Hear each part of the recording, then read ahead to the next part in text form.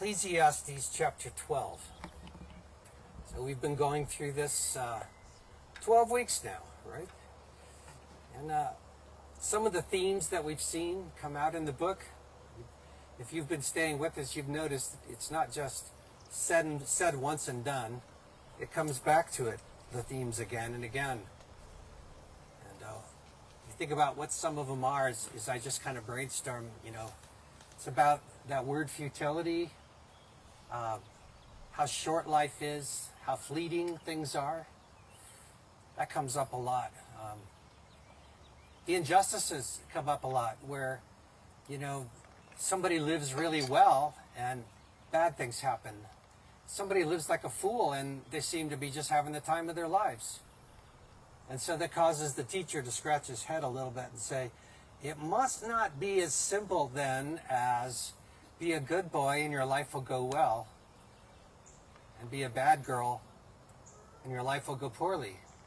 That's a very overly simplistic way to view life. And part of what Ecclesiastes do is getting us away from that idea that we can control the future in any way. It says again and again, look, you can't, by behaving a certain way, guarantee any kind of outcome. There's what's the word I liked? Precariousness to it all. It's precarious, and God does not guarantee things as a reward for good behavior. He says, I want you to trust me, whatever happens.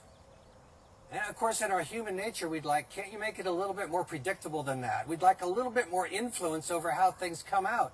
And God says, no, that's not your ground to cover. That's mine. I want you to love me and fear me and follow me, and I don't want you to be doing it for the outcome. I want you to trust me. And Ecclesiastes keeps bringing these themes home. And one of the ways that you never forget the book of Ecclesiastes is because you're going to look in the mirror usually on most mornings. And you're going to feel it in your bones. And you're going to say, I'm aging. Life is short. I was talking to one of you this week, dropped by just to chat, and you were saying how hard it is when relatives around you are passing away, passing on, or getting close to that. And little by little, you kind of realize you're at the end of the conveyor belt, like you're moving toward the end, and you keep getting reminded of that. I see how I'm not 62 anymore. I can't do I can't do the things I did at 62. At 64, you really have to slow down a little bit. And you guys all feel this to one level or another. And if you don't, that's a great blessing. But we all know where it ends. The last thing that should ever surprise us is that we're wearing out. And so chapter 12 ends with a note of hopefulness. And it may not seem hopeful right off the bat, but let's take a look at it. It says, remember your Creator in the days of your youth, while you're still young. Instead of before the evil days come and the years approach when you will say, wow, I have no pleasure in them. Before you wake up in the morning and go, ugh. I've heard somebody say it once, there's a big difference between good morning, Lord, and good Lord morning. And when you first wake up and all you feel is stiffness, tiredness, a reminder in your body, and God gives that to us as a sort of, remember me? Then the next verses, I'm not going to read them all, but it's all poetry. It's poetry about getting old. It talks about when your teeth don't work so good anymore, and your eyes don't work so good anymore, and you can't hear like you used to be able to hear. It goes through kind of a list of your body slowly falling down. Now, you think about it. With these glasses, we can prolong our vision longer, and with hearing aids, we can prolong our hearing longer, and with, what's the other one? Dentures, we can prolong our teeth, right? So we can kick the can down the road a little bit. Some of the researchers in AI believe that we'll be able to fully sustain and replicate the human body within about 30 years, and there won't be any you can replace all the parts as they wear out. So Leah, you might never be an old woman. James says, that sounds pretty good. But no one yet has figured out how to beat Father Time. And so this process reminds us and brings us wisdom. And if you think in the time that this was written, you didn't have eyeglasses and you didn't have dentures and you didn't have hearing aids, like you really felt it. And there was no way to help that. And so verse 5, people are afraid of the high places and terrors on the road. One of the signs of getting older is you tend to be more fearful and more cautious. You don't want to take risks like you did earlier. You know, I don't want to drive in the snow. I don't want to go to Arizona. I don't want to, something could happen. And you find yourself becoming more cautious because you're trying to conserve what time you have left. The almond tree blossoms, that's your hair goes gray. Grasshopper drags itself along. I don't know what that is, but I think we all drag ourselves along. We get older, we drag ourselves along. And I have no idea what the caperberry is, but it doesn't work either. For man goes to his eternal home while mourners move about in the street. Remember your Creator before the silver cord is broken and the golden bowl is crushed and the pitcher is shattered. These are all pictures of giving up the ghost when it's over. The very last, it's like the very vitality of life is shattered and taken away. And then it says, the dust returns to the earth as it was, and the spirit to God who gave it. Futility of futility, says the preacher. All is futility. Now, that's a strong word. And, it was in the very first chapter. And we talked about kind of nuances of meaning of that word, futility. And as I thought about it this week, as we get to the last chapter, I don't think the book is saying that life is meaningless. I think the book is saying, without God, life is meaningless. So if you try to live life and squeeze enough fun out of this life without God, you're going to find it futile and meaningless. That's what it's saying. And we mentioned that word precarious. Now here, when you include God into the mix, a couple things happen. The ability to enjoy life. In fact, it says in one verse, for who can eat or have enjoyment without him? Like, he's the basis of enjoying life.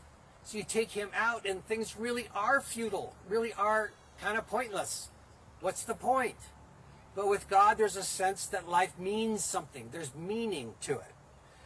But you can find meaning, but the book is also saying it's still going to be precarious. Okay? So life with God is precarious and meaningless. Life with God is meaningful, but you're still precarious. That's not going away. It's still full of meaning. 5 times in the book it told us to rejoice and enjoy the days that we have, remembering God and the gifts that he's given. 5 times. God seems to make the difference in whether life can be enjoyed or whether you just find yourself frustrated. There's a little conclusion at the end here. In addition to being wise, the preacher taught the people knowledge. He sought to find words to write out correctly. Talks about if you master these ideas, it's like well-driven nails into a board. Well-driven nails. It used to be before air guns that carpenters could drive a nail in 2 blows. They'd hold it up, the first blow would set the nail, and the second blow would put it all the way in. I watched carpenters do this. Boom, boom, boom, boom, boom, boom, and that nail went all the way in on the second blow. Now they just go chunk, chunk, chunk. No skill anymore.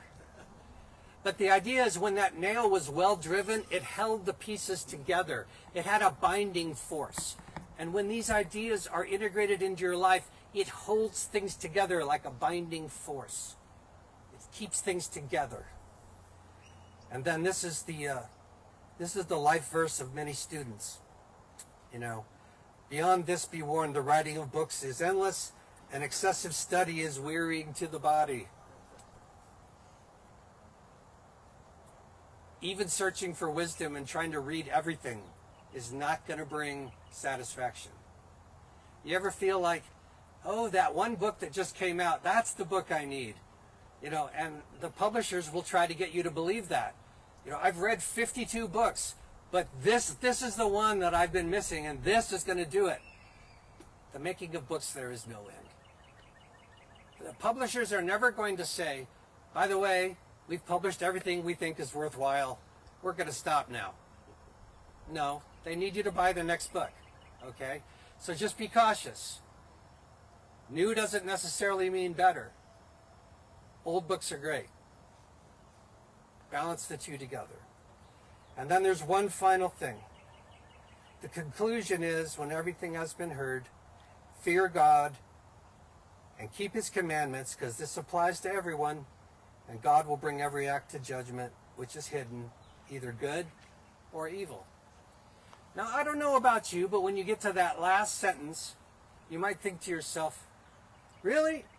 After all this, you just have to be a good boy or a good girl and keep the commandments and then hope you were good enough on Judgment Day? I think that's what it's saying. Remember, don't step out of line. God is going to judge you. Remember, whatever you do, he's going to get you. Don't step out of line. Is that really consistent with what we've heard so far? I don't think it is. And I don't think he would put in the last sentence something that went against the flow of everything he had written to that point. So what does it mean to fear God?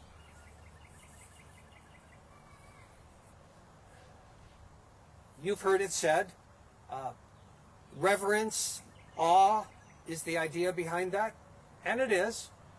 But to be in reverence or awe, you have to meet something a lot more powerful than you. Rob and I were talking this week about this, and he said, can you imagine like if a F-16 just came down and buzzed our meeting here today? Just at 100 feet high, if an F-16 went over right now, the ground would shake, your hat would blow off, and even though you didn't think that plane was going to kill you, your very natural human response would be to tremble, to be afraid. Like, what was that, right? So it's not like you think the plane is going to hurt you, but it still takes your breath away. And to fear God is not to domesticate him to the point where he doesn't even, there's no awe, there's no natural fear anymore, because we've kind of tamed him down to being, like a pet. Like only a pet and not the awesome God. Hebrews says our God is a consuming fire. So fearing God has some sense of like, wow. Like lightning. You ever been close to lightning when it hits? You get a little taste of the power. Or when thunder claps right near you and it shakes the ground around you, and you go, that little bit of a like, that's running into something more powerful than you. So there's a fear of God that keeps him untamed. As Lewis said, he's not safe, but he's good. The other part of that, though, is that John says, 1 John says, there is no fear in love, for perfect love casts out fear. And the one who fears is still worried about getting punished, and love has not been perfected in him. So the fear that we have of God is not afraid that he's going to zap you if you step out of line, or at the judgment day, he's going to rub your face in things. That's not what that means. There is no fear in love. The perfect love drives out fear. And fear is when you're worried about getting punished. And the person who fears has not been perfected in love. God's love makes it so that while there is a judgment, we're not fearing it like it's going to be punishment upon us. It doesn't have to do with punishment. The punishment is done. That was taken over already. No punishment. So we fear, but we don't fear. Fear God, but don't fear him. Just fear him. Right? and then keep his commandments. Does that mean be a good boy? Be a good girl? I want to read a little bit of more 1 John to you.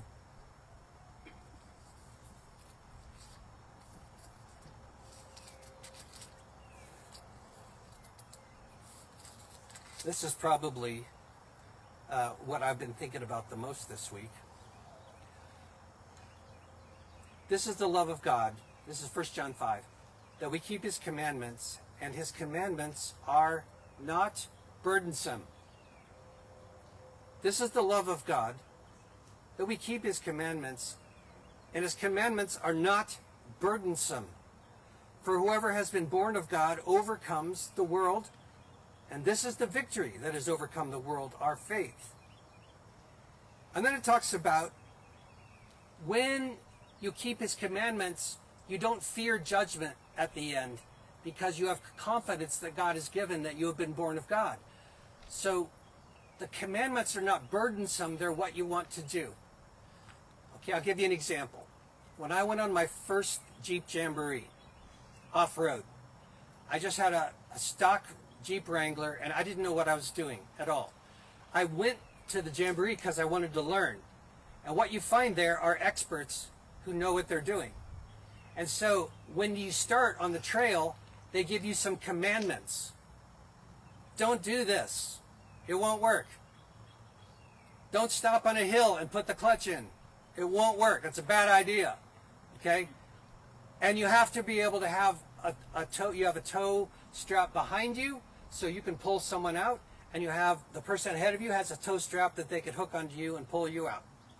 Am I right, Nate? So here's the commandment. Be willing to pull someone out, and don't be so proud that you can't take help and be pulled out yourself. These are the commandments. Don't put your foot on the clutch on a hill. Stop the correct way. They teach you how to do this. And there are commandments that go through this for fun and for safety. Now, did I resent that? You know, my first Jeep Jamboree, am I like, they're not telling me what to do. I know what I'm doing. I'm not going to keep their commandments. No, I'm like, tell me more. Tell me how I don't roll my Jeep over. Tell me what I do right. I want to know the commandments because they're for me and for my health and my safety and for other people around me. I wanted to keep the commandments. And his commandments are not burdensome. If you read that and you go, oh, I have to keep all the commandments, that's not it. Something hasn't connected for you yet. When God does a work of grace in our lives, we don't fear condemnation, and we begin to want what God wants, and we begin to want his commandments. And if he knows how we were made and how we should live, then we're like, yeah, I want to know the commandments. Okay, call them guidelines, call them directives. If you don't like the commandment, that's just like one translation. The idea is, does God have the right to tell us how to live? Yeah, he knows us. He knows us. And it is in our best interest to say, I think I'm going to trust the one who made me. Remember your Creator in the days of your youth. You know, in America, there's this idea that you kind of have fun until you're old, and then at the end, you kind of have to make your peace with God before you go to the great unknown. So live it up while you're young, and then find religion when you're old. And what Ecclesiastes is saying is, there's no fun without God, so don't wait till the end. Don't wait till the end. If you're under 30 here today, remember God while you're young. He will make life enjoyable. He will allow you to enjoy work, to enjoy relationships, food and drink, and the gifts that he has given you. He's the one that makes it fun. Without him, there's not a lot to live for. Fear God, keep his commandments. This is the whole duty of man. Lord,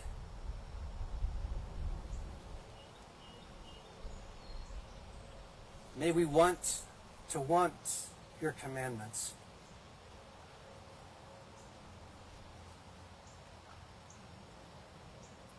They're not burdensome. They're not designed to be burdensome.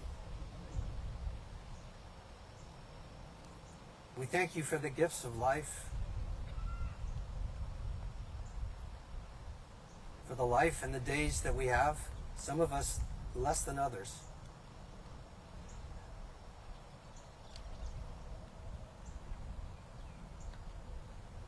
Lord, you know the appointed days of each person, and we look forward today to when we get home. This is not really our home. We're on the way home.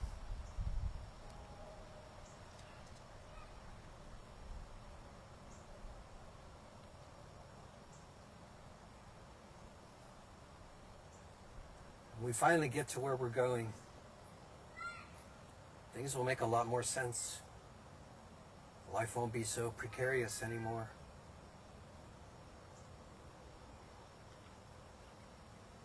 Bless us, Lord, and as we seek after you, as we deepen our love for you, as we try to reach out to each other and to this community around us, Lord, be faithful to us, O good shepherd. Like a shepherd, lead us. Much we need your tender care.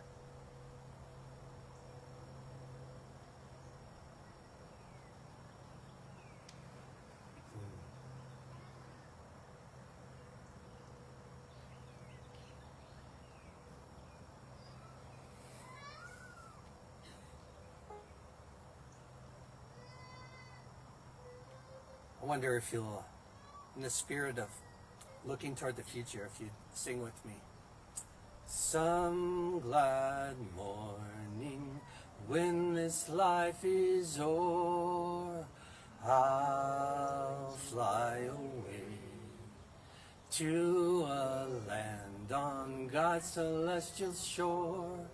I'll fly away. I'll fly away, oh